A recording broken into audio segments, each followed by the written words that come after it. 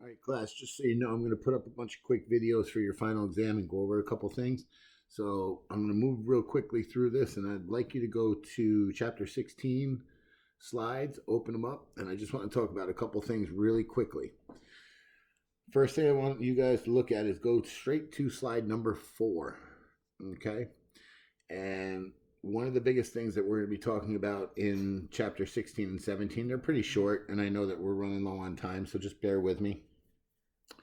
Chapter 16 and 17 talk about the manufacturing process, meaning what does it cost to actually produce a product from raw materials to the finished good. So, in other words, what it takes from taking a piece of wood and a couple nails and some glue and actually making it into, say, a bookcase. Okay, now there's things that it takes to go from step 1 to step 3, meaning from the beginning to the end. It's the same thing if you're in hospitality and you own a cake shop. You start with raw materials, meaning flour, salt, sugar, all those ingredients. Then you put them all together and you start putting them together, and that becomes your work in process. And then the last step, when it's actually cooked and on the plate, that is your finished goods. So chapter 16 and 17 talks about manufacturing of items. The first thing I want to talk to you about is slide 4 in chapter 16. And the first thing I want you to look at is it says 3 types of costs that make up a manufactured goods. These 3 costs are very, very important to pay attention to. The 3 of them are direct materials, direct labor, and overhead. Now, how to find out the actual cost of producing a product is by figuring out those 3 costs and adding them all together. Direct materials would be labeled as DM, direct labor would be labeled as DL, and overhead as OH. Those are your 3 main costs to any product. So to get the total cost of a product, you add the 3 of them together. One thing I want to point out to you when it comes to this situation with these questions that you're going to have on your final exam for chapter 16 and 17 is you have to make sure that you read the question. Pay attention to whether I say it's per unit or total cost. If I tell you that I want the total cost of production, then you're going to add everything together. But if I say I want something per unit, that means you're going to have to divide the total cost by the number of units produced.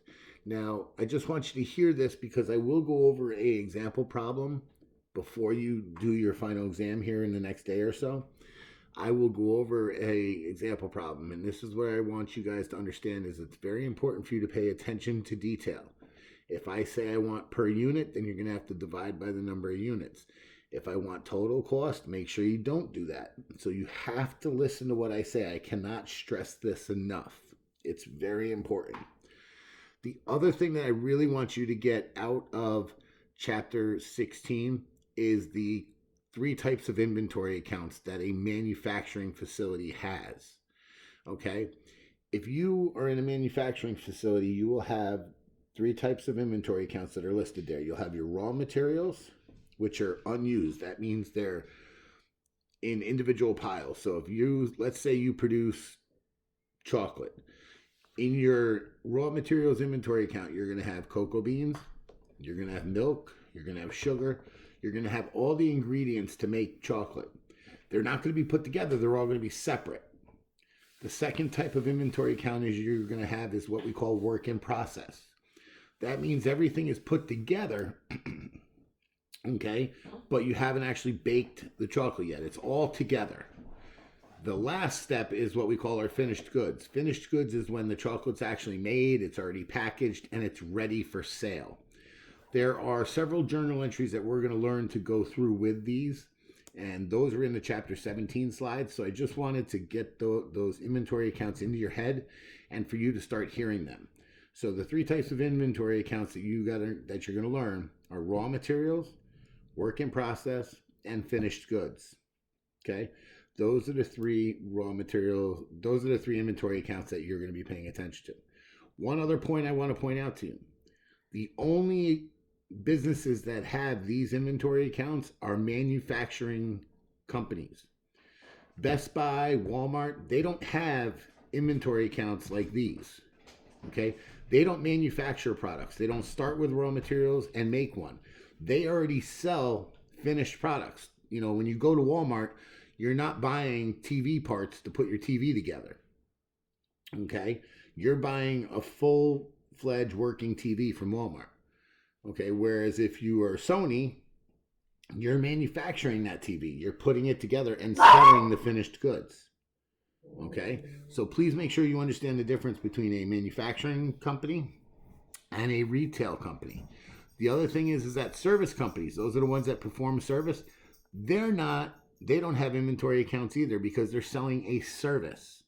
So keep in mind, the only type of business that has a raw materials, a work in process, and a finished goods inventory account are manufacturing companies. They start with raw materials and they end with a finished product. Okay? So mainly what I want you to get out of chapter 16 is slide number 4. That's the biggest thing I want you to pay close attention to. The 3 types of cost, which is your direct materials, your direct labor, and your overhead, and your 3 inventory accounts. They're all listed on slide number 4 in chapter 16. Okay?